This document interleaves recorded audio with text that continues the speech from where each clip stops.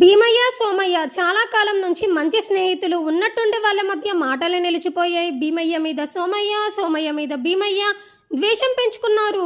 ఒకసారి ఊరి బయట శివాలయం దగ్గర ఒకరికొకరు ఎదురయ్యారు. అప్పుడు భీమయ్య కలగజేసుకొని, ఇదిగో సోమయ్య, మనిషి అన్నాక ముందు వెనక ఆలోచించాలి. ఎవరు చెబితే వాళ్ళదే నిజమని గుడ్డిగా తలూపరాదు అన్నాడు. నువ్వేమంటున్నావో నాకు అర్థం కావడం లేదు అన్నాడు సోమయ్య. ఎలా అర్థమవుతుందిలే, చెడు కూరగాయల మాటలైతే నీకు అర్థమవుతాయి అన్నాడు భీమయ్య. వివరంగా చెప్పాలి గాని ఆ ఎత్తి పొడపలేందుకు అన్నాడు సోమయ్య. అదే ఆ చంద్రయ్య చెప్పుడు మాటలు విని నా మీద కక్ష పెంచుకున్నావట, నా అంతు చూస్తావని కూడా అన్నావట.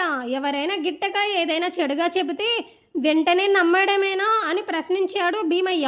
అవును, ఇంతకు నేనెలా నిన్ను అనరాని మాటలు అన్నానని నువ్వెలా అనుకుంటున్నావు అని అడిగాడు సోమయ్య.